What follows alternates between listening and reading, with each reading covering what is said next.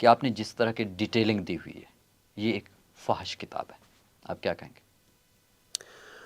ایک تو یہ جو لفظ ہے نا فحش، لٹریچر میں کہیں ایگزسٹ کرتا ہی نہیں ہے۔ پانی کی قدر پیاسے کو ہوتی ہے، بالوں کی قدر گنجے کو ہوتی ہے، ان کو پتہ ہے جس کے پاس یہ نہیں ہے۔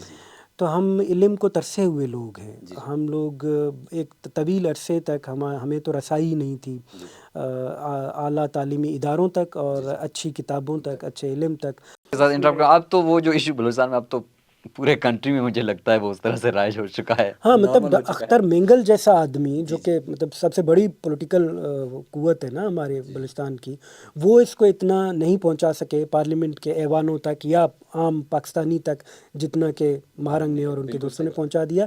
بلوچ نوجوان آتا ہے اور آ کر بتاتا ہے کہ مجھے فلاں کتاب چاہیے، یعنی وہ کلیئر ہے کہ مجھے کیا پڑھنا ہے، تو اس کو کوئی بہت زیادہ چھانٹی کرنے کی بھی ضرورت نہیں ہوتی ہے۔ السلام علیکم ناظرین، بلوچ کنیکٹ پوڈ کاسٹ کے ایک اور ایپیسوڈ کے ساتھ میں ہوں وسیم بلوچ، اور آج جو میرے گیسٹ ہیں وہ بلوچستان کے one of the finest writers ہیں، مجھے بہت پسند ہے اور کافی سارے لوگوں کو شاید ان کی رائٹنگ کے اوپر پسند ناپسند کی بات نہیں ہوگی، لیکن شاید ان کے آئیڈیاز کے ساتھ، آئیڈیالوجی کے ساتھ اس طرح سے میچ نہ کرے، لیکن ہمارے بلوچستان کے لیے اور خاص طور پر نوجوانوں کے پسندیدہ رائٹرز میں سے ایک ہیں۔ آج ہمارے ساتھ ہیں عابد میر صاحب۔ میر صاحب آپ کا بہت شکریہ، آج آپ نے ہمیں جوائن کیا۔ میر صاحب، بہت ساری باتیں ہوں گی آپ سے، کتابوں کے متعلق بھی باتیں ہوں گی آپ سے، اور بھی ہم نے پولیٹیکل سچویشن کے حوالے سے بھی گفتگو کریں گے، لیکن let's start with your self. آپ ذرا ہمیں اپنے متعلق بتائیے، اپنے جرنی کے متعلق تھوڑا سا بریفلی، اپنے بیک گراؤنڈ کے متعلق۔ بیک گراؤنڈ میرا سمپل ہے جی، میں بنیادی طور پر جعفر آباد سے تعلق رکھتا ہوں، بلوچستان کا ایک سندھ ڈسٹرکٹ کے بارڈر کے اوپر واقع ہے۔ استا محمد اب تو خود وہ ڈسٹرکٹ بن چکا ہے لاسٹ ایئر سے ہی، تو وہاں سے ہی جرنی ہے میری، پڑھا بھی وہیں پر، بنیادی تعلیم ساری وہیں کی ہے گریجویشن تک۔ اس کے بعد ماسٹرز کے لیے بلوچستان یونیورسٹی چلا آیا، اردو میں میرا ماسٹرز ہے، اردو لٹریچر میں، اور جرنلزم کی کچھ عرصہ شوق کیا، اخبارات میں لکھتا رہا، بلکہ کیریئر رہا میرا کافی عرصے تک، پروفیشنل کیریئر رہا کوئی 10-15 سال تک۔ پھر اخبارات میں لکھتا رہا، ایڈیٹوریل پیج کا انچارج رہا، ایڈیٹر بھی رہا، اور پھر 2008 کے بعد صرف کالم نویسی رہی 2015 تک۔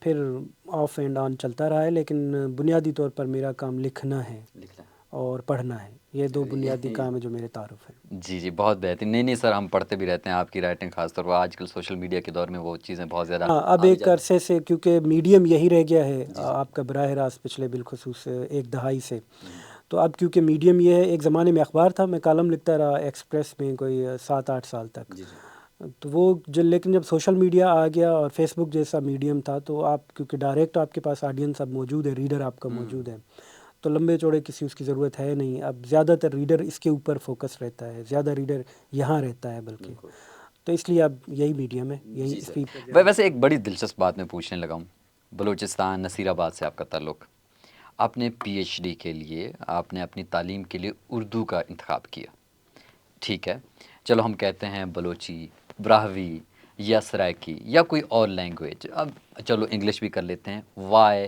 اردو؟ یہ بدبختی ہے آپ کے لیے، ماں کی بد دعا ہے۔ وہ جو ریجن جس کا آپ ذکر کر رہے ہیں وہاں پر ایک میجر لینگویج ہے اردو، ایک تو ویسے ہی کیونکہ میڈیم کے طور پر رائج ہے نا پورے پاکستان میں، ہم بھی اسکولوں میں بچپن سے یہی پڑھتے ہیں، یہی سنتے ہیں، تو اس لیے وہ ذرا نسبتاً آپ اس میں رواں ہو جاتے ہیں۔ مثلاً آج کا جو بچہ اسلام آباد میں جو انگلش میڈیم پڑھتا ہے اس کے لیے اردو بڑی مشکل ہوتی ہے نا، بولنا بھی، لکھنا بھی، پڑھنا بھی، وہ انگلش میں رواں ہوتا ہے زیادہ۔ اب وہ جو مشہور لطیفہ ہے کہ وہ ہمارا ایک بندہ گیا بلوچ ادھر لندن، واپس آیا تو کہتا ہے ان کا تو بچہ انگریزی بولتا ہے، تو ایسا ہی تو اس لیے کہ وہ رواں ہے نا ان کے۔ ہم اردو، ہمارے ساتھ بالکل یہی معاملہ اردو کا ہے ہمارے ساتھ، خاص طور پر جس ریجن کا آپ ذکر کر رہے ہیں، بچپن سے لے کر اسکول میں، پھر میڈیا، پلے دیگر پی ٹی وی ہوا کرتا تھا ہمارے زمانے تک، وہ بھی اردو آپ کو سکھاتا تھا۔ باہر آپ جاتے تھے جو آپ کا ایون لین دین، آپ اساتذہ سے جو بات چیت آپ کی ہوتی تھی وہ بھی اپنی زبان میں نہیں ہوتی۔ اچھا، بلوچستان کے باقی علاقوں میں جائیں تو یہ ذرا خوش بختی کہہ لیں ان کی کہ وہ جو میڈیا جو کریکولم ہے، جو نصاب ہے، وہ بھی اپنی زبان میں پڑھا رہے ہوتے ہیں۔ مثلا آپ کوئے سلیمان میں ہیں تو وہاں بلوچی میں پڑھا رہا ہوگا بالکل ٹیچر، ایسے ہی، بالکل اردو کو بھی انگریزی کو بھی بلوچی بلوچی میں میں، پڑھائے گا. بالکل ایسے ہی. ایگزیکٹلی پشتون ریجن میں چلے جائے پشتو میں وہ پڑھ رہے ہوتے ہیں. ہمارے یہاں ٹیچر سے جو آپ کی بات چیت ہے، جو کمیونیکیشن ہے، وہ بھی اردو میں ہو رہی ہوتی ہے. تو اس لیے اردو ایک رائج سکہ رائج الوقت تھا، جیسے ایک زمانے میں فارسی تھا. تو اس لیے اس سے رغبت بڑھی اور اس سے تعلق ذرا بڑا. کتابیں پڑھنے کا جتنا سلسلہ تھا، ساری کتابیں اردو میں دستیاب ہوتی تھی پڑھنے والی، تو اس لیے اردو میں رواں ہوتے گئے. پھر میری اچھی یا بری عادت کے لیے میں خود کلامی تک اردو میں کرنے لگا. اچھا، ہاں، یہ اب بری عادت میں ہے یا پتہ نہیں اچھی عادت میں، جو بھی ہے، لیکن میں اسے میڈیم ہی کے طور پر سمجھتا ہوں. نہ کوئی اچھا ہے نہ برا ہے. جیسے انگریزی ایک میڈیم ہے، لوگ اس میں سوچتے ہیں، اس میں اسی میں خواب دیکھتے خواب ہیں. بھی دیکھتے ہیں، تو میں اردو میں خواب دیکھتا ہوں. ٹھیک ہو گیا سر، بہترین. اچھا سر، اب تھوڑا سا آتے ہیں جو خاص طور پر ہم بلوچستان والے، ہم جب یوتھ آتی ہے بڑے شہروں میں، یونیورسٹیز میں آتی ہے، اور اب کافی ویل نون بھی ہے، جب ہم جاتے ہیں، جو ہمیں کامنٹس ملتے ہیں ہمارے ٹیچرز کے متعلق، اور مجھے لگتا ہے ہمارے لیے بہت فخر کی بات ہے جس طرح کے کامنٹس ملتے ہیں. وہ کہتے ہیں جو بلوچ ہیں وہ کتابیں زیادہ پڑھتے ہیں، اور وہ کہتے ہیں آپ لوگ جب آتے ہو آپ ریئل میں پڑھنے والے لوگ ہو، مطلب آپ صرف جاب کے لیے یا وہ آپ کا وہ ایم نہیں ہے، you are deep into conversation, آپ ان چیزوں کو، کتابوں کو پڑھتے ہیں. تو اب آپ کو ریسنٹلی آپ کو پتہ، بہت ہمارا وہ وائرل بھی ہوا تھا کہ ایک دن میں لاکھوں کی تعداد میں کتابیں فروخت کی گئی، اور ہر جگہ بلوچستان میں یہ کتابوں والا سلسلہ چل رہا ہے. مجھے ذرا آڈینس کو بتائیں، ہمیں بتائیں، ہم جو بلوچ ہیں، خاص طور پر بلوچ ہوتا ہے، وہ کتابوں کے ساتھ اس حد تک کنیکٹڈ زیادہ کیوں ہے؟ ہاں، اس کی کچھ تو معروضی وجوہات ہیں نا، جو صورتحال ہے وہاں کی. اور پھر یہ کہ وہ پانی کی قدر پیاسے کو ہوتی ہے، بالوں کی قدر گنجے کو ہوتی ہے. ان کو پتہ ہے جس کے پاس یہ نہیں ہے. تو ہم علم کو ترسے ہوئے لوگ ہیں.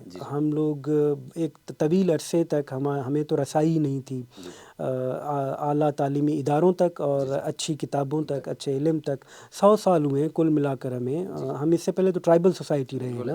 1920 میں ہماری پہلی علمی تحریک چلی ہے. اس سے پہلے ہم جنگیں کرتے رہے ہیں، انگریز کے ساتھ لڑتے رہے، یا ہمارے سردار لڑتے رہے، یا ہمارے قبائل لڑتے رہے. ہم قبائلی طور پر رہے، ہم ایک ٹرائبل سوسائٹی رہے. 1920 میں جا کر ہماری پہلی علمی بنیاد پڑتی ہے، علمی تحریک کی، یوسف عزیز مکسی، عبدالعزیز کردہ اور ان کے ساتھیوں کی صورت میں.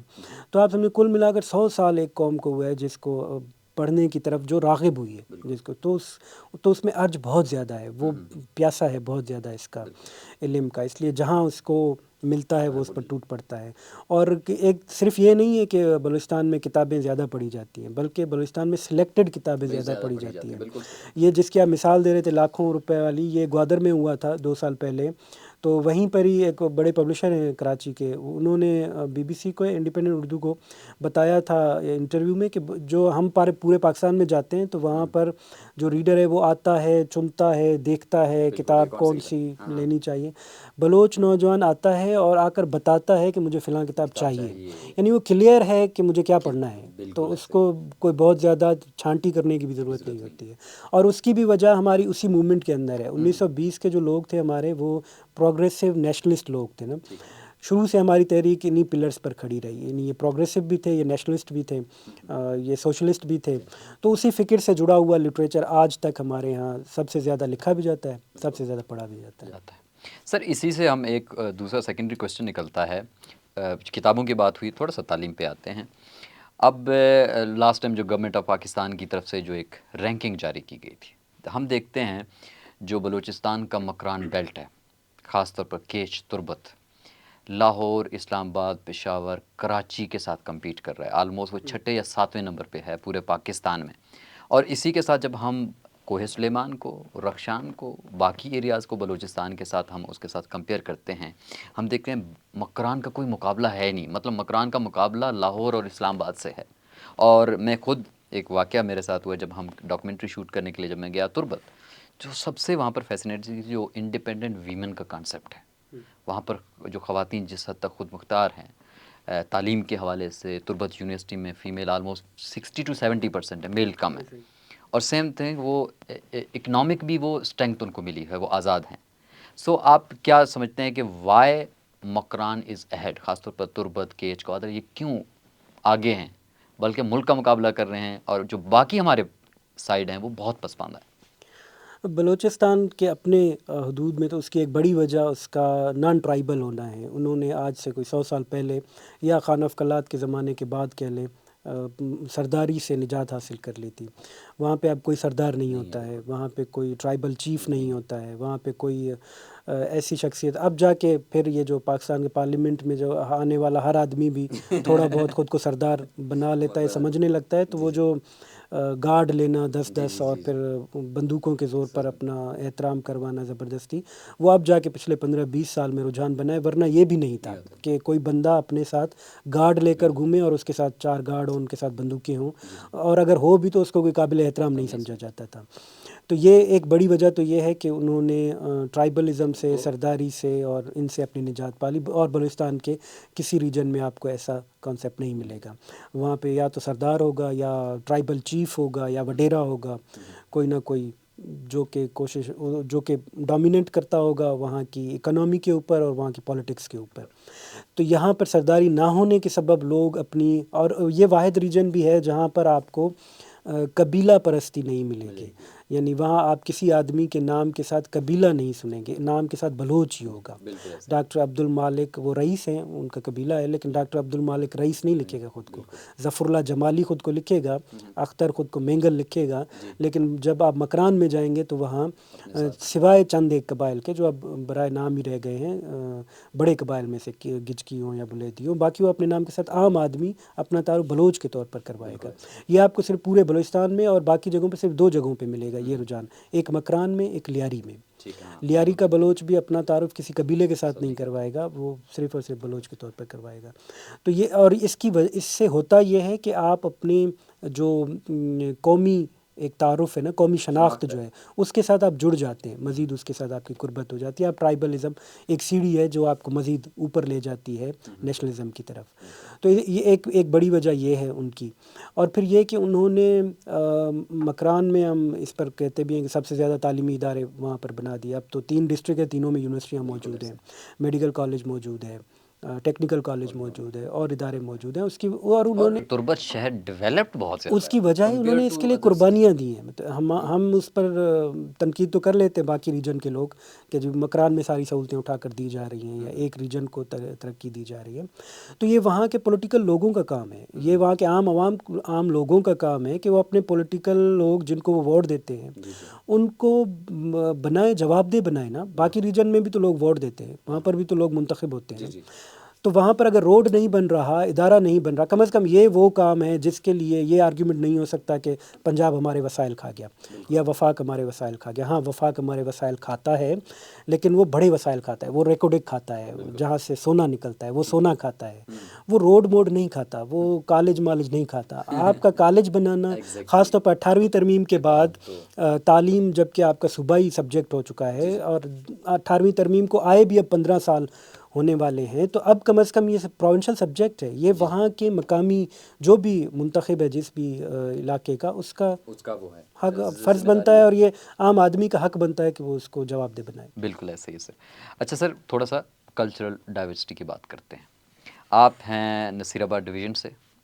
ایک تو ہمیں جنرلی کہا جاتا ہے کہ ہم جو بلوچ ہوتے ہیں وہ ملٹیپل لینگویجز ہم بول رہے تھے. ہم ایٹ لیسٹ 4 سے 5 لینگویج تو بول ہی رہا ہوتا ہے ہر انسان, اور جس کی اپنی ایک افادیت ہے, بہت اچھی بات ہے. ذرا ہمیں یہ بتائیں, آپ کی مادری زبان ہے سرائکی, اور نصیر آباد ڈویژن میں آپ موسٹلی, تو ہم جب بات کرتے ہیں بلوچستان کی زبانوں کے حوالے سے, جنرلی جو عام لوگ ہیں, لے مین ہیں, اس کی بات کر رہا ہوں, بلوچی, براہوی, آپ یہ کہیں چلو ہزارگی کوئٹہ کا, پشتون بلٹ کا پشتو کر لیں, اور سندھی بہت بڑی لینگویج ہے. سو ذرا اس سرائکی لینگویج جو بلوچستان میں ایگزسٹ کرتی ہے اس کے حوالے سے تھوڑا سا ہمیں بتا دیجئے گا. اور اس کے ساتھ میرا ایک اور سیکنڈری کویسچن ہے, جو ریلیجیس ڈائیورسٹی ہے یہاں پر بلوچستان میں, خاص طور پر آپ ڈیرہ بگٹی میں جائیں, وہاں پر گردوارے ہیں, وہاں پر مندر ہے, اور سیدھا آپ جائیں مکران میں, وہاں پر ہے, درمیان میں کلات میں بھی ہیں. تو اس حوالے سے بھی, اس کے مطلب بھی تھوڑا سا ہمیں آگاہ کیجیے. ہاں, یہ جو کلچرل ڈائیورسٹی ہے, یہ تو جو بھی بارڈر ایریاز ہوتے ہیں نا, یہ ان کی خوش بختی ہوتی ہے, کیونکہ وہ ٹریڈ کر رہے ہوتے ہیں. صرف اکنامیکل ٹریڈ نہیں کر رہے ہوتے, کلچرل ٹریڈ بھی ہو رہی ہوتی ہے. وہ ایک طرح سے آپ اپنے کلچرل اثرات دوسرے علاقوں پر چھوڑتے ہیں اور دوسرے علاقوں کے اثرات اپنے آپ بھی قبول کرتے ہیں تھوڑا بہت. تو یہ جو ریجن ہے ہمارا نصیر آباد, یہ چونکہ بارڈر کے اوپر ہے, ایک تو اس کے سندھ بارڈر کے اوپر, تو یہ کلچرلی سندھ سے متاثر ہوتا ہے, کچھ اپنے اثرات وہاں پر چھوڑتا ہے. اس لیے وہاں پر جو مارکیٹ لینگویج ہے وہ سندھی ہے, کیونکہ سب سے بڑی مارکیٹ ہماری یا تو سکھر ہے یا لاڑکانہ ہے, دونوں طرف سندھ پڑتا ہے بڑی مارکیٹ کے طور پر. اور یہ صرف نصیر آباد نہیں, نیچے چلے جائیں کچھی اور سبی تک آپ کو یہاں پر ملیں گے. اور پھر اس کا ایک ہسٹوریکل پرسپیکٹو بھی ہے نا, یہاں پر کلوڑوں کی حکومت رہی ہے ایک عرصے تک. انہوں نے جب حملہ آور ہوئے تو وہ سبی تک آئے, اور یہاں ظاہر ہے انہوں نے اثرات چھوڑے اپنے زبان کے بھی. پھر اسی طرح بلوچ جو تھا وہ ایک زمانے میں شکارپور تک, یہ جو شکارپور ہے بنیادی طور پر شکارگاہ ہوا کرتی تھی نا, خان آف کلات کی. خان گڑھ جیک آباد کا پرانا نام ہے, یہ بنیادی طور پر خان آف کلات کا گڑھ ہوا کرتا تھا گرمیوں کا. گرمیوں میں ڈھاڈر اور یہاں پر وہ آیا کرتے تھے. تو یہ جو سرحدیں ہیں, بارڈرز ہیں, وہ ہماری آگے پیچھے رہی ہیں تاریخ میں. تو اس لیے اس ریجن میں تو کلچرلی بھی اور لینگوسٹک جو اثرات ہیں وہ پائے جاتے ہیں. اور یہ ایک طرح سے میں سمجھتا ہوں خوش بختی ہے. جیسے ابھی ہم مکران کی بات کر رہے تھے نا, کہ آپ کو جو نیشنلزم کا ماخذ ہے وہ مکران میں ملتا ہے. اس کی ایک بڑی وجہ یہ ہے کہ مکران واحد ریجن بھی ہے پورے بلوچستان کا جو بارڈر شیئر ایک تو نہیں کرتا کسی اور ریجن کے ساتھ, ایسے ریجن کے ساتھ جس کا کلچر ڈیفرنٹ ہو. مثال کے طور پر مکران کا سارا بارڈر ایران کے ساتھ لگتا ہے, اور ایران کے بھی وہ علاقے ہیں جو بیسیکلی تو کلیم کرتے ہیں کہ بلوچ ایریاز ہی ہیں. تو وہاں پر کلچر بھی بلوچ ہے اور لینگویج بھی بلوچی ہے. ہاں, کیونکہ فارسی ہے تو اس لیے اس کی جو بلوچی ہے اس پر پھر آپ کو فارسی کے اثرات ملیں گے, جیسے کہ ہماری طرف جو بلوچی ہے اس پر سندھی یا سرائکی کے اثرات ملیں گے. لیکن وہ کلچر اپنا شیئر نہیں کرتے کسی اور کلچر کے ساتھ, تو اس لیے وہ کلچرلی بلوچ کلچر کے لحاظ سے وہ رچ ہیں, اور انہوں نے ہی پریزرو کیا ہوا ہے بیسیکلی بلوچ کلچر کو بھی, بلوچ لینگویج کو بھی. لیکن دوسرے نقطہ نظر سے دیکھیں تو اس لحاظ سے میں سمجھتا ہوں یہ ان کی کم نصیبی ہے کہ وہ دوسرے کلچرز کے متعلق پھر آپ ریجڈ ہو جاتے ہیں, آپ کا ایکسپوجر کم ہو جاتا ہے دیگر کلچرز کے متعلق. آپ نہیں جانتے پنجاب کے کلچر کے متعلق, یا آپ دوسرے کلچرز کو ہاں اتنا احترام نہیں دے پاتے ہیں جو ہمارے ریجن میں آپ کو ملے گا. مثال کے طور پر سندھی کلچر ڈے ہو تو پورے نصیر آباد ڈویژن میں ویسا ہی منایا جاتا ہے جیسے بلوچ کلچر ڈے منایا جاتا ہے. لیکن مکران میں نہیں ہوگا یہ, اس لیے کہ وہاں پر نہ تو آبادی ہے نہ زبان ہے سندھیوں کی. تو چند ایک اب جا کر کچھ لوگ کاروبار کے سلسلے میں ہوں تو ہوں, لیکن کلچرلی ایسا نہیں ہے وہاں پر.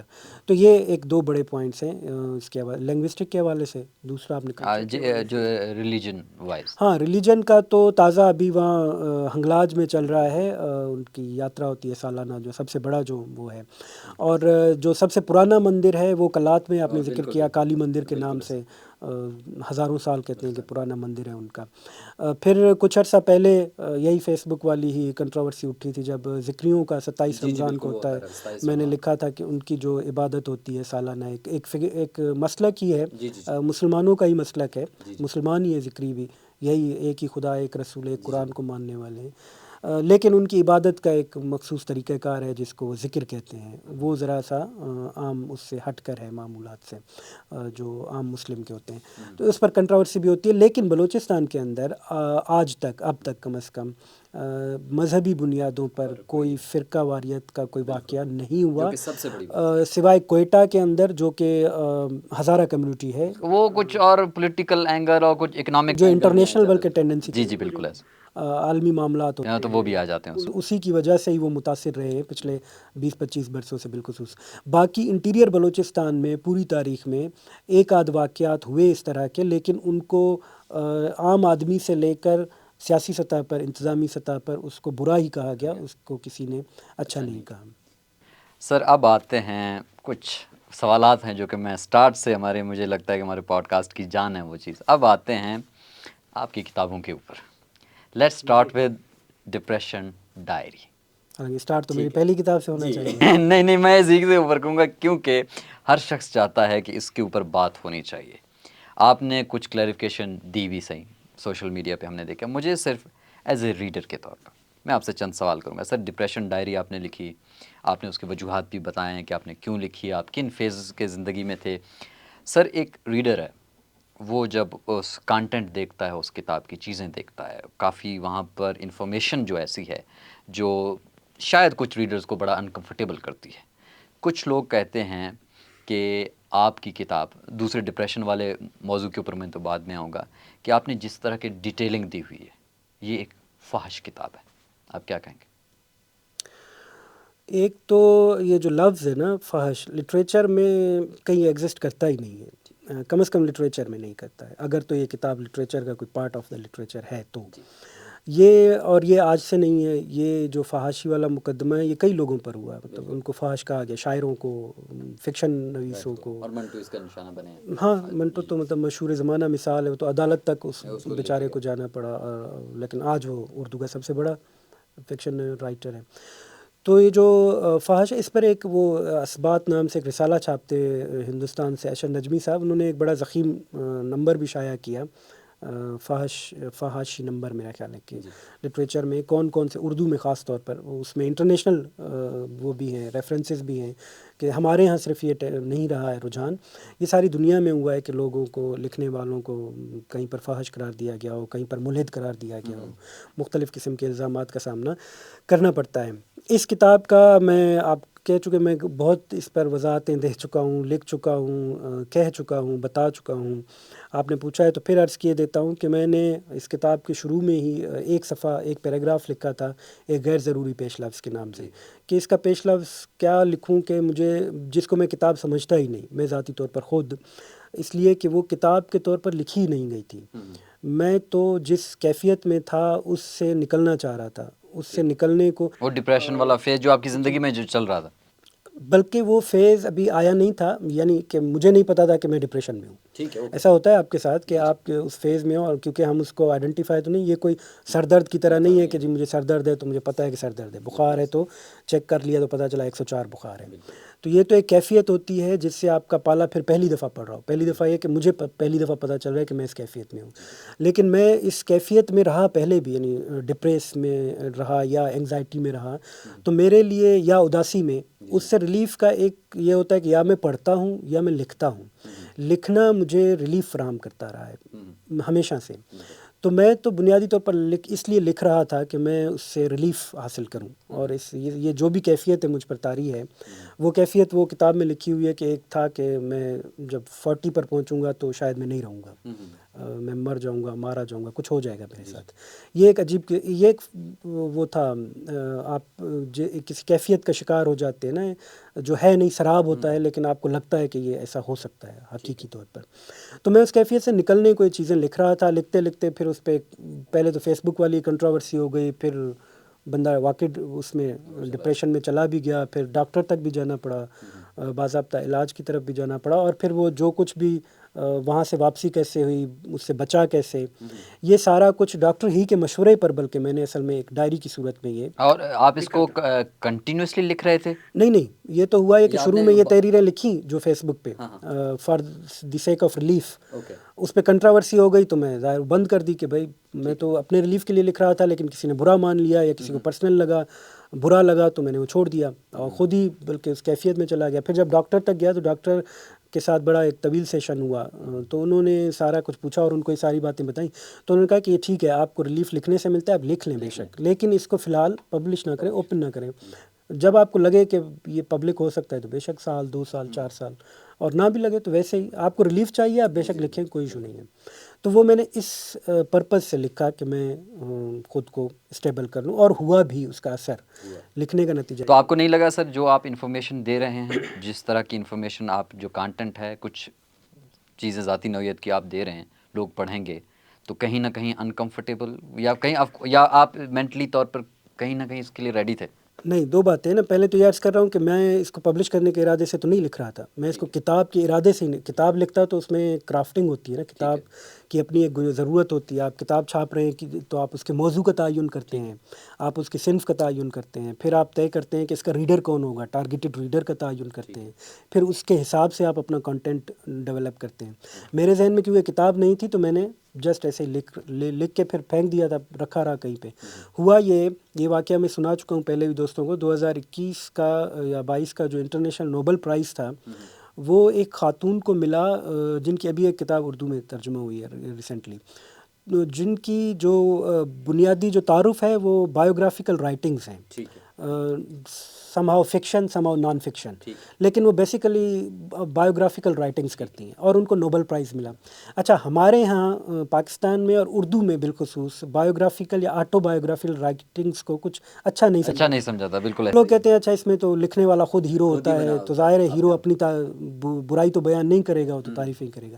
حالانکہ اردو میں بہت اچھی آٹو بایوگرافیز لکھی گئی ہے، مثلا جوش ملیح آبادی صاحب کی مثال لیجیے، اپنے زمانے کے کنٹراورشل قسم کی آٹو بایوگرافی ہے، یادوں کی برات کے نام سے۔ ایک چیپٹر ہے پورا ان کا میرے معاشقے، جس میں انہوں نے اپنے 18 عشق بیان کیے ہیں، جن میں سے 4 تو لڑکے بھی ہیں، اور وہ انہوں نے کھل کر ماشاءاللہ ساری تفصیلات کے ساتھ بیان کیے ہیں۔ تو اس طرح کی اردو میں رہی ہیں، لیکن اردو میں مجموعی طور پر اس کو اچھا نہیں اچھا لیکن اردو والوں کا پھر ایک اور غم یہ ہے کہ یہ انٹرنیشنل رجحانات سے متاثر ہوتے ہیں۔ جب عالمی انعام مل گیا، انٹرنیشنل سب سے بڑا ادب کا جو انعام ہے نوبل پرائز، وہ ایک ایسی خاتون کو مل گیا تو سب کی توجہ ادھر ہو گئی۔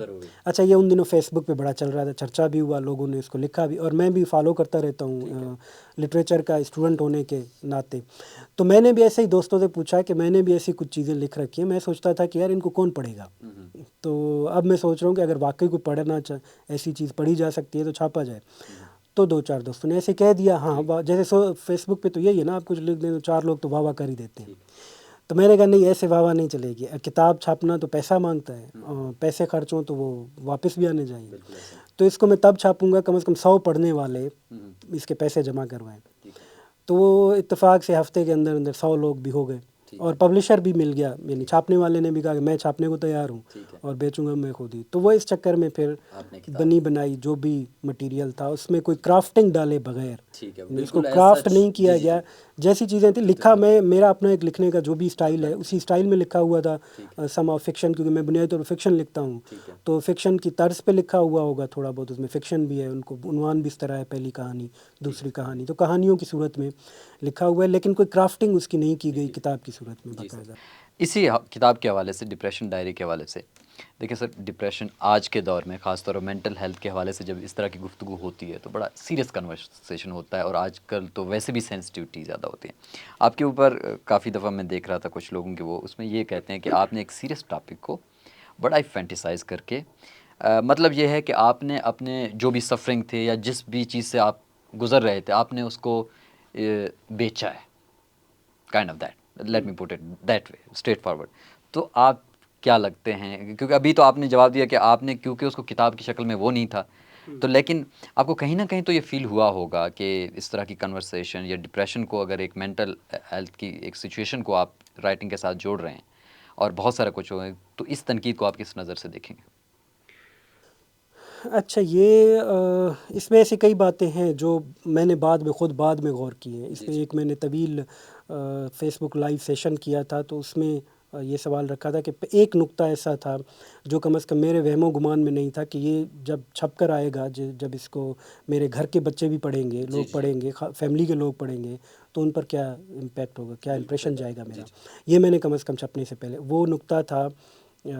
اس پر پہلے آپ پر کے سوال پر بات کر لیتے ہیں، اگر میں بھول نہ جاؤں پھر اپنی بات، کہ اس کو بیچا گیا یا کیا بیچنا۔ ایک تو یہ 2 صورتوں میں ہو سکتا ہے، یا تو آپ نے اس کے ذریعے سے پیسے کمائے ہوں، یعنی کوئی لاکھوں کی تعداد میں آپ کی کتاب بکی ہو، یا اور آج سر کتنی بکی ہے سر؟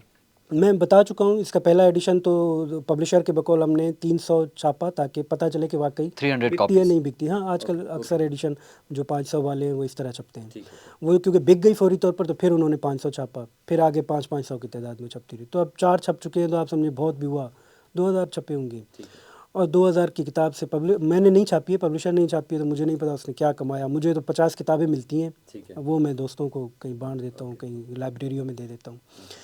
پاکستان میں جیسے کوئی رائلٹی کا کوئی باضابطہ طریقہ کار ہے نہیں۔ دوسرا کمانا یہ ہو سکتا ہے کہ اس کے ذریعے کوئی آپ نے شہرت کمائی ہو، آپ نے اپنے آپ کو مینیج کیا ہو بہت زیادہ۔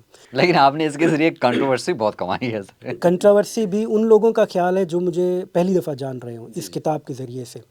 میری جب دوسری کتاب تھی، پہلی تو نہیں، دوسری کتاب جب آئی تھی، 2010 کی بات ہے، تو وہ بھی اسی طرح ہی کنٹراورسی کا ہی شکار ہوئی تھی. اس زمانے میں کیونکہ سوشل میڈیا نہیں تھا، بہت زیادہ نہیں تھا، لیکن بلوچستان میں اسی طرح گالیاں پڑی تھی. وہ بھی میری دل کے قریب کتاب ہے، ابھی اس کا ریسنٹلی 3rd ایڈیشن آنے کو ہے، جدائی کا پیش لفظ. وہ بھی یونیورسٹی کے زمانے کا، جیسے کہ ایک روایتی سی محبت ہوتی ہے، اس کے قصے ہیں اور وہ فکشن کی صورت میں ہے. تو کیونکہ وہ بھی جوانی کی ایک محبت کا قصہ تھا، اور بلوچ سماج میں آپ بتا رہے ہیں کہ میرے ساتھ کیا ہوا اور کیسے ہوا، تو وہ کوئی اچھا نہیں سمجھا گیا، اس کو بھی کلچرل اٹیک قرار دیا گیا اور برا بھلا کہا گیا وغیرہ. باقی کالم میں عرض کر چکا ہوں، جو لوگ یہ سمجھتے ہیں کہ میں نے اس کے ذریعے خود کو مشہور کیا، میں 23 سال کی عمر میں بلوچستان کا سب سے زیادہ پڑھے جانے والے کالم نگاروں میں تھا شامل.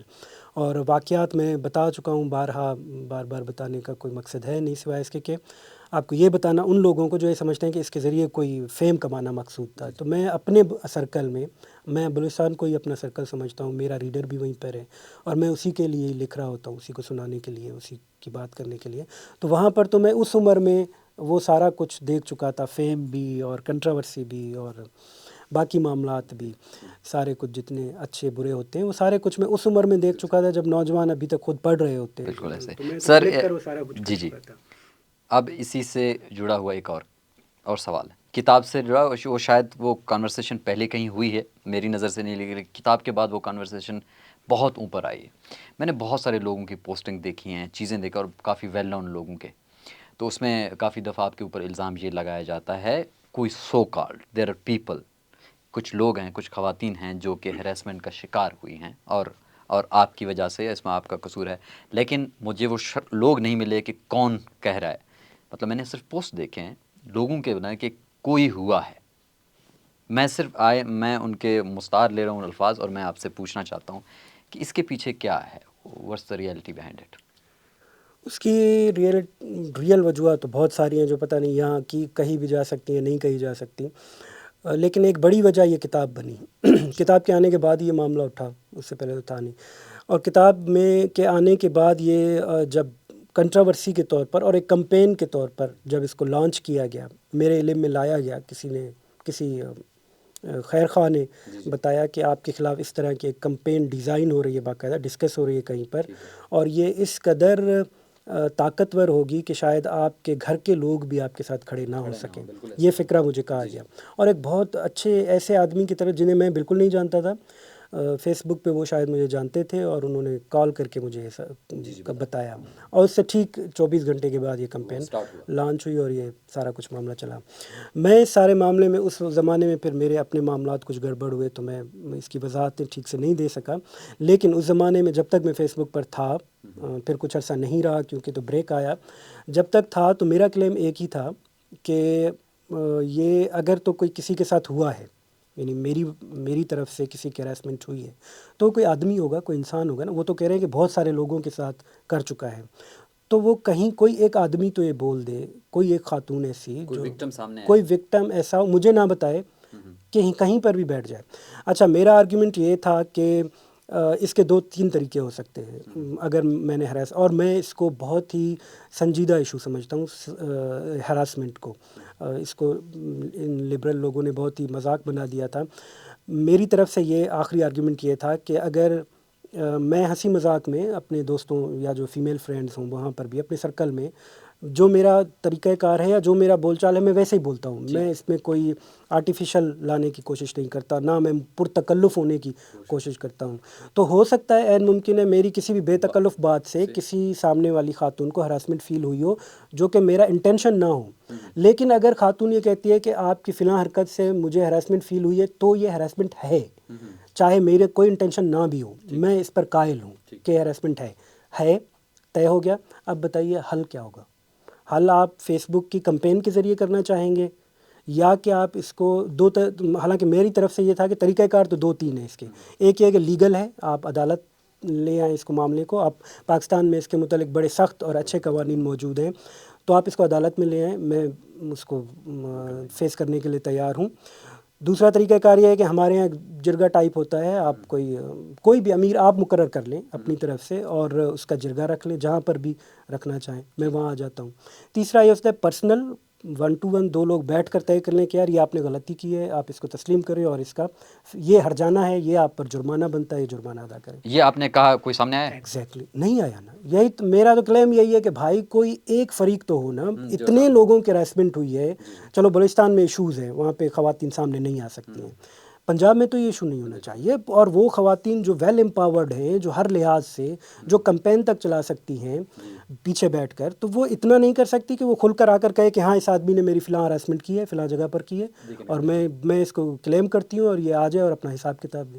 تو میں تو آج بھی اس سارے ایشو کے سوشل میڈیا کمپین اسی طرح ہی ہوتی ہے. وہ اب تجربے سے ہم نے دیکھ لیا. اس کے بعد کئی لوگوں کے ساتھ اسی مافیا نے یہ کیا بھی 2 4 6 دن 10 دن، اور اس کے بعد پھر بھول گئے اور پھر کوئی اور ایشو اٹھا لیا.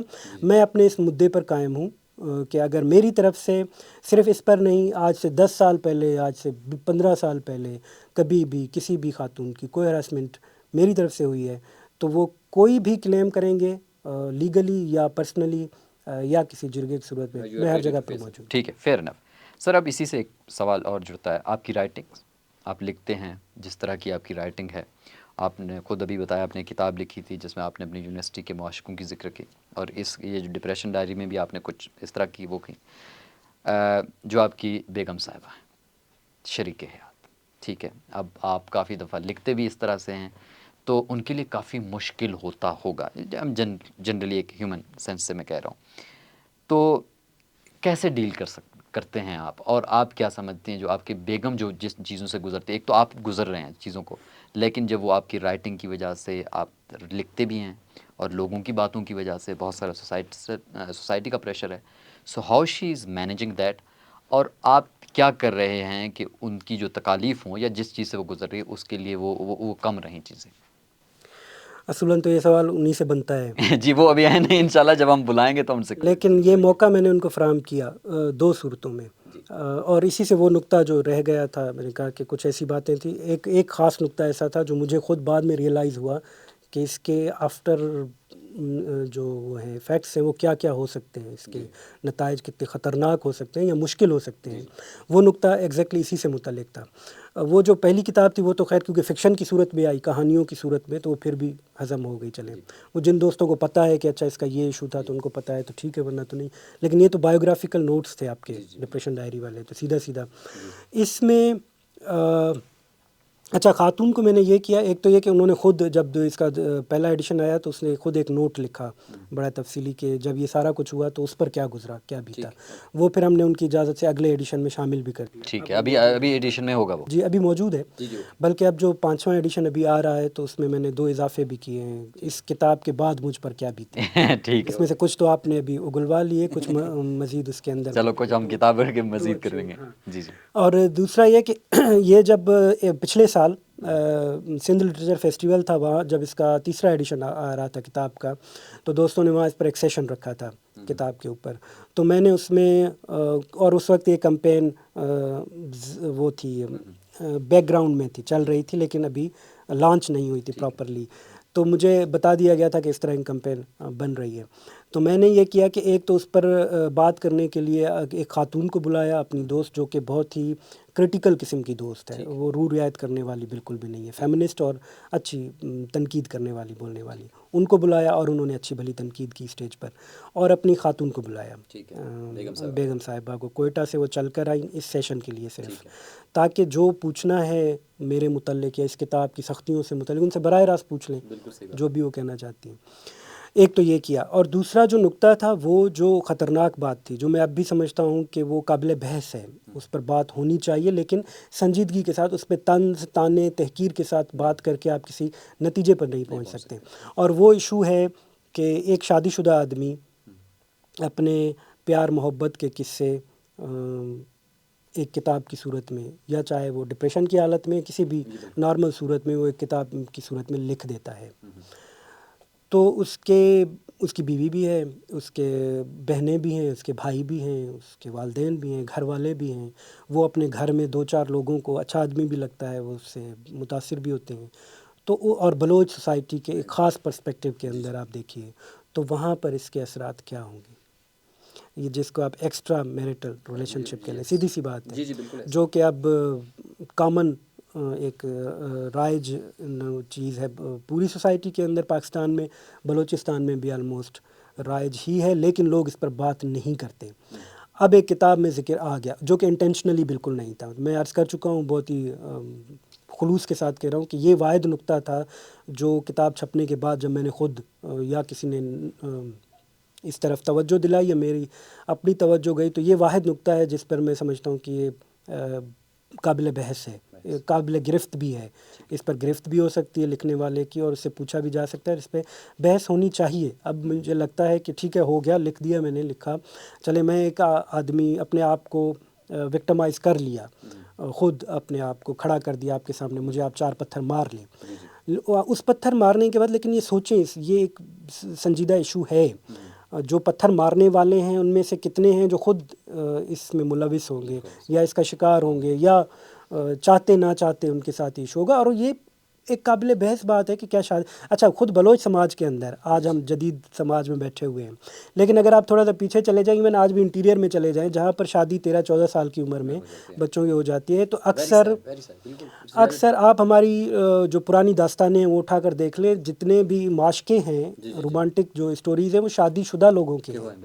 وہ بہت کم لوگ آپ کو ایسے ملیں گے جنہوں نے جوانی نوجوانی۔ اور مجھے لگتا ہے جب سوشل میڈیا کی وجہ سے جب میسز کے ہاتھ میں یہ موبائل آیا، ایکسیس آیا ہے نا سر، انہوں نے کہیں نہ کہیں اپنی فرسٹریشن تو نکالنی ہے، اور خاص طور آپ کے جیسے لوگ جب آپ کوئی چیز لکھ لیتے ہیں اور کہیں نہ کہیں وہ کنٹروورشل اوپینین ہو جاتا ہے ان سینس ہے، کیونکہ ہم ڈیوائیڈڈ ہیں پولیٹیکلی بھی سارا کچھ، تو اس طرح سے۔ لیکن سب سے اچھی بات یہ ہے کہ آپ نے اپنے آپ کو پیش کیا، آپ نے جو جہاں آپ کو لگتا ہے کہ یہ چیزیں مسنگ تھیں، اور آپ نے کتاب کے متعلق کہا کہ جن کے اوپر مجھے پہلے سوچنا چاہیے تھا، یا کچھ ڈیبیٹیبل باتیں، جو کہ بہت شاندار بات ہے۔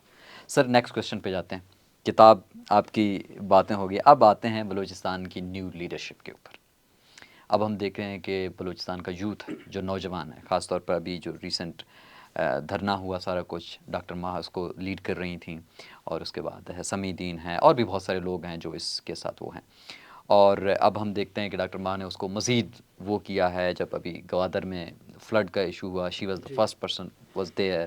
ابھی اسما جہانگیر کے کانفرنس میں شی از انوائٹیڈ، وہ انٹرویوز کر رہی ہیں، اور وہ جب سے وہ آئی ہیں کچھ اور ہی کسی چیز ایک تو باقی ملک کے ساتھ اس نے اس نیریٹو کو جوڑا ہے، اور پھر انٹرنیشنل جوڑ رہی ہیں۔ تو اب آپ کیا سمجھتے ہیں وائی یہ جو یوتھ، یہ جو نیو لیڈرشپ ہے، ایک تو پہلے میسز میں اس طرح پاپولر کیوں ہے کمپیئر ٹو جو کہ ہمارے سو کالڈ لیڈرز وغیرہ چل رہے ہیں، اور آپ کیا لگتا ہے، آپ ان کو کیا سجیسٹ کریں گے کہ پارلیمانی سیاست یا مزاحمت والی سیاست، ان سینس وہ پی ٹی ایم یا جو بھی احتجاجی والا وہ جاری رکھے؟ یورپین سر نہیں، میں نے کیا گائیڈ کرنا ہے، ہم تو خود اس وقت ان کے پیچھے چلنے والے لوگوں میں سے، جو وہ کہتے ہیں ہم وہ کرتے ہیں ایک طرح سے۔ اچھا، کیوں لوگ ان سے متاثر ہیں، یوتھ ان سے کیوں متاثر ہے، اس کی سیدھی وجہ تو یہ ہے کہ جو باتیں وہ کر رہی ہیں اس وقت بلوچ سماج کی نبض کے اوپر ان کا ہاتھ ہے، وہ باتیں کر رہی ہیں جو سب سے زیادہ جن کی ضرورت ہے کرنے کی، جو ہمارا پولیٹیکل لیڈر نہیں کرتا، خاص طور پر جو پارلیمانی ہمارے سیاستدان ہیں، وہ یہ باتیں نہیں کرتے، اور نہیں کر سکتے اس لیے کہ ان کو اپنی سیٹ بچانی ہے، ان کو اپنی پولیٹکس بچانی ہے۔ پارلیمانی سیاست کرنے والے کا الٹیمیٹ جو گول ہوتا ہے وہ پارلیمنٹ میں زیادہ سے زیادہ تعداد میں پہنچنا اور اقتدار حاصل کرنا، یا اقتدار میں زیادہ سے زیادہ حصہ حاصل کرنا۔ جب یہ گول ہے تو پھر آپ اپنا نیریٹو اس حساب سے بناتے ہیں، تھوڑا سا احتیاط کرتے ہوئے آپ کو چلنا پڑتا ہے۔ لیکن جب آپ کے پاس گول یہ ہے ہی نہیں، آپ کا گول ہے پبلک کی بات کرنا، ان کے مسائل کو اجاگر کرنا اور حل کرنے کی کوشش کرنا، تو پھر آپ کے پاس کوئی احتیاط نہیں رہ جاتی، پھر آپ کھل کر بات کرتے ہیں۔ تو مہرنگ اور ان کے ساتھیوں نے بنیادی طور پر یہ کام کیا ہے، اس سے پہلے بھی لوگ کرتے رہے ہیں، سمی کی صورت میں یا ماما قدیر کی صورت میں کیمپ طویل عرصے سے چلتا رہا ہے، لیکن ہوا یہ کہ یہ پہلی دفعہ ایک یونٹی کی صورت میں، ایک منظم تحریک کی صورت میں سامنے آیا، لوگ پیچھے چل پڑے اس کے، اور پھر سوشل میڈیا ایک بہت بڑا پلیٹ فارم ثابت ہوا لوگوں کو جوڑنے کا۔ سب سے بڑا برننگ ایشو ہے بلوچستان کا مسنگ پرسنس کا، اور سب سے زیادہ سنجیدہ ایشو ہے، سب سے زیادہ گہرا ایشو ہے۔ بلوچستان کا کوئی گھر ایسا نہیں جو ڈائریکٹلی یا انڈائریکٹلی اس سے متاثر نہ ہو، یعنی یہ ایسا ایشو ہے، پہلا ایشو ہمارا کھانے پینے کا ہے، تو دوسرا ایشو مسنگ پرسنس کا ہے۔ تو اگر آپ اس ایشو پر بات نہیں کرتے، کوئی پولیٹیکل پارٹی نہیں کرتی، سردار اختر مینگل صاحب جب آئے تھے تو انہوں نے 6 نکات رکھے، ان میں پہلا نقطہ مسنگ پرسنس کا رکھا، ان کے اس میں حالانکہ وہ معذرت کے ساتھ انٹرپٹ کروں، اب تو وہ جو ایشو بلوچستان میں اب تو پورے کنٹری میں مجھے لگتا ہے وہ اس طرح سے رائج ہو چکا ہے. ہاں مطلب اختر مینگل جیسا آدمی جو کہ مطلب سب سے بڑی پولیٹیکل قوت ہے نا ہمارے بلوچستان کی، وہ اس کو اتنا نہیں پہنچا سکے پارلیمنٹ کے ایوانوں تک یا عام پاکستانی تک جتنا کہ مہارنگ نے اور ان کے دوستوں نے پہنچا دیا. اس کی وجہ میں عرض کر رہا ہوں یہی کہ ان کے پاس کوئی گین نہیں ہے کہ اس کے بدلے میں ہمیں کچھ حاصل کرنا ہے، یعنی اس سے کوئی شہرت لینی ہے، کوئی پیسہ لینا ہے، کوئی ٹھیکہ لینا ہے، کوئی وزارت لینی ہے. ان کے سامنے ایسا کوئی پرپس نہیں ہے. تو اس لیے ان کا موقف کلیئر کٹ ہے، واضح ہے ٹورڈز دی اسٹیٹ، اور جو بھی اس کے رسپانسبل ادارے ہیں ان کی طرف وہ کھل کر اپنا موقف جب رکھیں گے تو عام آدمی تو آپ کی اسی کے ساتھ جڑتا ہے نا. آپ کے عام آدمی روڈ نالی ٹھیکے پر وہ آپ سے مطالبہ تو ضرور کرے گا، لیکن جب آپ کا برننگ ایشو یہ ہو کہ آپ کا بچہ اٹھایا گیا ہے اور آپ کو پتہ نہیں ہے، آپ کا کزن، آپ کا کوئی بھائی، آپ کا جاننے والا، آپ کا دوست، تو پھر وہ تو واضح ہے کہ اس لیے اس وقت اگر میں کل بھی لکھ چکا ہوں اسی کانفرنس میں جب یہ موجود تھی مہارنگ، کہ بلوچستان کی آواز اگر آپ نے سننی ہے تو اس وقت مہارنگ کو ہی سننا پڑے گا. بالکل فیئر انف سر. سر اب آتے ہیں کچھ اور مسائل کی جانب. اب ہم کہتے ہیں مسنگ پرسنس کے اوپر آج ہم بات کر رہے ہیں، اب تو مین اسٹریم میڈیا کے اوپر بات ہوتی ہے، کانفرنسز کے اوپر بات ہوتی ہے، انٹرنیشنل اسٹیجز کے اوپر بات ہو رہی ہے، اور بھی سی پیک سے ریلیٹڈ ایشوز ہیں ان کے اوپر بات ہوتی ہے، سیکورٹی کے حوالے سے بات ہوتی ہے. اب آتے ہیں عام لوگوں کے مسائل. نوجوان تعلیم حاصل، اعلیٰ تعلیم حاصل کرنے کے لیے آتا ہے، تعلیم حاصل کر کے واپس چلا جاتا ہے، جابس نہیں ہیں، لوگوں کے پاس وہ جاب سیکیورٹی نہیں ہے. اور بلوچستان میں اب 1 کروڑ سے زائد آبادی ہے. اب اگر جتنے یوتھ ہر دفعہ گریجویٹ ہو کے جا رہی ہے ان کے پاس کیا آپشن ہے؟ تو اس مسئلے کا جو بے روزگاری ہے خاص طور پر، یا تو بلوچستان میں آپ کے پاس سفارش ہو یا آپ کے لنکس ہوں، دیٹ کین ورک. جنرل لوگوں کے، عام لوگوں کے لیے، عام نوجوان کے لیے وہ کیا ہے؟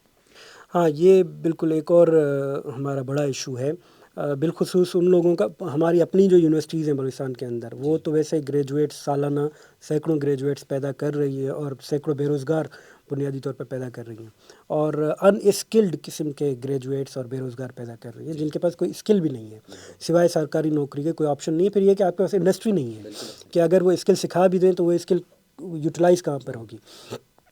خاص طور پر ان لوگوں کے ساتھ یہ ہم کافی عرصے سے وہاں پیٹتے رہے، چیختے رہے سوشل میڈیا کے ذریعے. پولیٹیکل پارٹیز جہاں تک ہماری رسائی تھی ان کو یہ کہتے رہے کہ یہ ان کا، آپ کا کام ہے، پولیٹیکل پارٹیز کا کام ہے کہ اس پر پالیسی میکنگ کریں، اور حکومت کا کام ہے کہ اس پر پالیسی میکنگ کرے. کہ آپ نے 2013 سے آپ سے عرض کر چکا یہ سلسلہ شروع ہوا پنجاب میں جب اسکالرشپس دی گئی بلوچستان کے لیے، بلوچستان کے اسٹوڈنٹس کے لیے بہت بڑی تعداد میں، اور وہ ہزاروں کی تعداد میں ہوا. جو لوگ 13 میں آئے وہ 18 میں تقریباً 4-5 سال کی اپنی گریجویشن مکمل کر کے واپس ہونا شروع ہوئے، اور اس کے بعد جو بلک آیا وہ اب جا کر واپسی اس کی شروع ہوگی. تو آپ سمجھیں کوئی 10-15-20 ہزار کے قریب یوتھ ہے، اور یہ بلوچستان کی جو ٹوٹل آبادی ہے اس میں یہ بہت بڑی تعداد ہے، بہت بڑی تعداد ہے جس کو آپ نظر انداز نہیں کر سکتے، غیر معمولی تعداد ہے. یہ جب بندہ واپس آتا ہے اپنے گاؤں جاتا ہے، میں آپ سے عرض کر چکا مکران کے ایک چھوٹے سے گاؤں سے اٹھا ہوا بچہ ہے جس نے اس سے پہلے تربت شہر بھی نہیں دیکھا، یا اس کے لیے زیادہ سے زیادہ بڑا شہر جو ہے وہ تربت ہے. وہ جب آ کر لاہور دیکھتا ہے، وہ جب آ کر اسلام آباد دیکھتا ہے تو اس کے تو 14 طبق روشن ہو جاتے ہیں. تو اس کو تو اس کے لیے دنیا ہی بدل جاتی ہے. اچھا اس کو پتہ چلتا ہے ملک ایک ہی ہے، اور یہ جو ہمارا وہاں قدوس وژن جو ہے وہ یہاں پر بھی بیٹھا ہوا ہے. یہ تو اچھا ان کے لیے سارا کچھ ہے، میرے لیے صرف وہی کچھ تھا. تو یہاں سے وہ سارا، یہ جو نوجوان واپس ہو رہے ہیں اور جو آپ سے لڑ رہے ہیں، جو آپ سے مطمئن نہیں ہوتے ہیں، آپ سے گفتگو میں بھی آپ سے مطمئن نہیں ہوتے، یا وہ چڑچڑے ہیں یا وہ آپ کو اکھڑ مزاج لگتے ہیں، تو اس کی وجہ ان کی وہ محرومیاں جو آپ نے ان کو 70 سال سے اپنے ساتھ بھی رکھا ہوا ہے اور اتنا پیچھے بھی رکھا ہوا ہے کہ آپ کے پاس یہ سب کچھ ہے، اس کے پاس کچھ نہیں ہے. یہ جو معاملات ہیں صوبائی حکومتوں والے یہ اب جا کر ہوئے ہیں. آپ نے کنکرنٹ لسٹ آپ نے کہا 10 سال 1970 میں آپ نے کہا تھا، پہلے تو آپ نے 1940 میں کہا کہ جی ہم 4 محکمے اپنے پاس رکھیں گے، باقی سارا قرارداد پاکستان یہی تھی نا کہ 4 محکمے وفاق کے پاس ہوں گے، باقی تمام صوبے اپنے اپنے معاملات میں آزاد ہوں گے. آپ نے بنا لیا تو جب ملک بن گیا، ہم تو خیر 47 میں نہیں تھے، 48 میں شامل کیے گئے. چلیں ہو بھی گئے تب بھی آپ نے کیا کیا کہ وہ سارا کچھ الٹ کر دیا، ساری چیزیں وفاق کے پاس رہنے دی. اچھا وفاق کے پاس رہنے دی تب بھی آپ کے پاس اکثریت نہیں تھی، پنجاب کے پاس، بنگال کے پاس اکثریت تھی، تو آپ نے 1 یونٹ بنا دیا، 4 صوبے مل کر ایک صوبہ اور بنگال الگ ایک صوبہ، تاکہ آپ اپنی ثابت کر سر اب ہم جب 18ویں ترمیم ہوئے اس کے بعد کچھ چیزیں تو صوبائی حکومتوں کے پاس ہیں. اب فار ایگزامپل 10 سال ہوئے نا، 15 سال. 10 سال. اب مجھے ایک بات ہے سر، ایک بات ہے، اب فار ایگزامپل صوبائی حکومت ہے بلوچستان کی، اس کے پاس میں کہتا ہوں کوئی زیادہ اختیار نہیں ہے، میں کہتا ہوں ہے ہی نہیں کوئی، لیکن سڑک بنا لیں، نوجوانوں کو جابس، اسکول، آپ کو لگتا ہے کہ یہ بیسکس بھی ان کے ہاتھ میں نہیں ہے؟ نہیں، یہ ہم شروع میں ہی عرض کر چکے ہیں، یہ بات ہم کر چکے ہیں کہ اب یہ ایکسکیوز نہیں ہو سکتا صوبائی حکومتوں کا کہ ہمارے پاس فنڈز نہیں ہیں. اچھا، یہ ایکسکیوز تو ویسے بلوچستان کی حد تک کم از کم کبھی بھی ریلائبل نہیں رہا کہ پیسے نہیں ہیں. پیسے بہت ہیں، بلوچستان کی حکومت کے پاس بھی پیسے بہت ہیں. بلوچستان میں تو ویسے ہی ذخائر کی صورت میں آپ کے پاس بہت کچھ ہے، وسائل کی صورت میں، لیکن پیسے ان کیش کی صورت میں بھی بلوچستان کے پاس پیسوں کی کمی نہیں ہے. اربوں روپے آتے ہیں. ابھی تازہ جب یہ پچھلی حکومت گئی تو جیو پر ہی رپورٹ نشر ہوئی تھی، تمام میڈیا پر آئی، مین اسٹریم میڈیا کے اوپر، کہ ایک ایم پی اے کا جو فنڈ ہے، سالانہ فنڈ 5 کروڑ روپے، 5 کروڑ ایک سال کے، تو آپ 5 سال کے حساب لگائیں. یہ صرف ایم پی اے فنڈ ہے، آپ کی اسکیمیں وغیرہ وہ تو الگ ہیں، جو منسٹرز ہیں وہ ان کے فنڈز الگ ہیں. تو وہ کروڑوں روپے کہاں گئے؟ ایک ایم پی اے کو کہا جاتا ہے کہ 1 ارب یا 2 ارب روپے ملتے ہیں. ایک ایم پی اے کا حلقہ کتنا بنتا ہے بلوچستان میں؟ کم از کم اس حلقے کے اندر وہ دکھنا تو چاہیے. سڑکیں، تعلیمی ادارے، صحت کے ادارے، یہ لازماً ہونے چاہیے. اس کے لیے کوئی ایکسکیوز نہیں بنتا. بالکل صحیح بات ہے، صحیح بات سر. Fair enough. آخری ہم اپنے وائنڈ اپ کرتے ہیں اس اپنے پوڈ کاسٹ کو. آخری سر تھوڑا سا آپ ہمیں یہ بتائیں، کس کتاب کے اوپر ابھی آپ کام کر رہے ہیں، کیا لکھ رہے ہیں، اور جاتے ہوئے آپ نے اپنی چند پسندیدہ کتابیں 5 سے 6 آپ ہمیں بتائیں، ہم بھی پڑھیں، ہمارے آڈینس بھی ان کو پڑھے، اور آپ کو جو بہت پسند ہے. اور آف کورس کیونکہ آپ فکشن لکھتے ہیں اس کے اوپر زیادہ آپ وہ ہے تو آپ وہی بتا دیں یا جو آپ کی مرضی ہو. جی سر. ایک تو میں اپنا پی ایچ ڈی تھیسس لکھ رہا ہوں اور وہ اب کمپلیٹ ہونے والا مکمل ہو جائے گا، تو اس دوران البتہ میں نے اینٹی ڈپریشن ڈائری کتاب لکھ رہا ہوں. اچھا، واو، یہ آپ نے یہ ایک نئی چیز بتائی ہے. وہ ہے رومانٹک ڈائری، جو میری رومانٹک یادیں ہیں اسلام آباد اور کوئٹہ کی. وہ ملا کر اس سال کے آخر تک آ جائے گی. ٹھیک ہے. امید ہے کہ وہ کچھ اینٹی ڈپریشن کا کام کرے گی. اور باقی کتابوں پہ کام چلتا رہتا ہے. تو کئی کتابیں ہیں اس طرح کی پائپ لائن والی، جو کچھ پرانی تحریریں ہیں میری، مثلاً ایک کتاب تو ابھی میں پریس دے چکا ہوں جو جلدی آ جائے گی. وہ ہے جب میں صحافت میں تھا، جو آپ کو اپنا ہنی مون پیریڈ بتا رہا تھا صحافت والا، جب میں نوجوان بلوچ لکھاری کے طور پر وہاں مشہور ہو چکا تھا، یا انٹروڈکشن میرا یہ تھا، تو میں کچھ تقریبات میں بلایا جاتا تھا بطور بلوچ لکھاری کے. تو وہاں جو میں نے پیپر پڑھے مختلف بلوچ تقریبات میں، کوئی 10-12 پیپر ہیں، چھوٹی سی 100 صفحے کی کتاب ہوگی، وہ تازہ پریس میں ہے. اور پائپ لائن میں رومانٹک ڈائری ہے، اور کچھ کتابوں پہ کام چلتا رہتا ہے لکھنے پڑھنے کی. باقی آپ نے آخری بات پوچھی، پسندیدہ رائٹرز، یہ نوجوان اکثر پوچھتے ہیں. جی بالکل ایسا. تو میری پہلی گزارش تو یہ ہوتی ہے کہ ہر پڑھنے والے کو اپنے مزاج کے مطابق پڑھنے کا انتخاب کرنا چاہیے، بجائے کسی سے متاثر ہو کر یا کسی بزرگ سے رائے لے کر. آپ 5 لوگوں سے پوچھیں گے، 5 لوگ آپ کو اپنی مختلف قسم کی چوائس بتائیں گے، اور ضروری نہیں کہ وہ چوائس آپ کو پسند بھی آئے یا آپ کی چوائس بھی ثابت ہو. تو کوشش کریں کہ اپنے مزاج کے مطابق چیزیں پڑھنے کی طرف. میرے جو مزاج کے لوگ ہیں، میں بجائے کتابوں کے آپ کو 2-4 رائٹر بتا دیتا ہوں، جو جن کو میں پسند کرتا ہوں پڑھنا، اور میں چاہوں گا کہ اگر کہ میرے نوجوان جو بھی پڑھنا چاہتا ہوں وہ ان رائٹرز کو کم از کم ضرور پڑھیں. اگر انٹرنیشنل رائٹرز کی بات کریں تو برٹرنڈ رسل صاحب ہیں. وہ آپ کو انگریزی میں کوئی بہت زیادہ، حالانکہ فلسفہ لکھتے ہیں، لیکن کوئی بہت زیادہ مشکل انگریزی نہیں ہوتی ہے ان کو پڑھنا چاہیے. وہ اردو میں بھی مل جاتے ہیں، کچھ اچھے تراجم بھی اور کچھ اچھے نہیں بھی ہیں، لیکن پڑھنا چاہیے ان کو. اسی طرح میں بنیادی طور پر کیونکہ فکشن کا آدمی ہوں تو فکشن پڑھتا ہوں. رشین کلاسک میں جو رائٹر آپ کو پسند ہو، میکسم گورکی سے لے کر ٹالسٹائی سے، چیخوف سے، پڑھنا چاہیے. جو آپ پڑھ سکتے ہوں، ان کے بڑے سے بڑے ناول لازماً ہیں، وہ تو ایک طرح سے آپ کی تربیت کرتے ہیں. رشین لٹریچر ایک اور کلاس ہے، وہ دنیا ہی ہوگا. اسی طرح فرینچ کلاسک ہے، اس میں آپ کو جو مل سکے، موپسا مل سکے، بالزاک مل سکے، جو اویلیبل ہو، جس تک آپ کی رسائی ہو. لیکن ینگ جو نیا ریڈر ہو، اس کو ایک کتاب رشین میں سے ہی، میرا داغستان، لازماً پڑھنی چاہیے. ایک ایسی کتاب ہے جسے مطلب 10 دفعہ بھی پڑھا جا سکتا ہے. حالانکہ نثر کی کتاب، شاعری تو آپ بہت پڑھ سکتے ہیں بار بار، لیکن نثر کو بار بار پڑھنا مشکل ہوتا ہے. یہ ایسی کتاب ہے جو ناول بھی ہے، جو آٹو بایوگرافی بھی ہے، جو فکشن بھی ہے، جو نان فکشن بھی ہے. جی سر، آخری سر بتا دیں پاکستان سے، پاکستان کے اور پاکستان میں 2-4 بلوچستان رائٹر، اسپیسفک ہیں. ہاں وہاں تک تو میں لازم آؤں گا. پاکستان سے سید علی عباس جلال پوری صاحب اور سبط حسن صاحب اور ڈاکٹر مبارک علی صاحب، ان کی کتابوں کے سیٹ ہیں. سبط حسن صاحب کی کوئی 8-10 کتابیں ہیں، جلال پوری صاحب کی 8-10 کتابیں ہیں، مبارک علی صاحب کی تو 50 سے زیادہ ہیں. ان رائٹرز کو لازماً دیکھنا چاہیے، پڑھنا چاہیے. اس طرف ہماری طرف آئیں تو اس وقت جو لازمی آدمی موجود لوگوں میں ہمارے شاہ محمد مری صاحب ہیں. اگر آپ بلوچستان کو، اس کی ہسٹری کو جاننا چاہتے ہیں، اس کے پروگریسو جو ایک وہ ہے ہمارا پس منظر ہے، اس کو جاننا چاہتے ہیں تو ان کی بھی 60-70 کتابیں ہیں. ٹرانسلیشن ہے، زیادہ تر ہسٹری پر ہے، اور فکشن ہے، نان فکشن ہے، جو آپ کو مل سکے دستیاب پڑھنا چاہیں. عطا شاد کو پڑھنا چاہیے. اردو میں بھی، بلوچی میں بھی کچھ ترجمہ ہوئے ہیں ان کی کچھ چیزیں.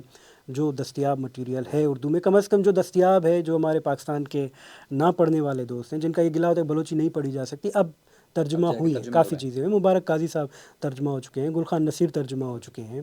تو جو لوگ ترجمہ ہوئے ہیں کم از کم ان کو ضرور پڑھنا چاہیے. میر صاحب، آپ کا بہت بہت شکریہ.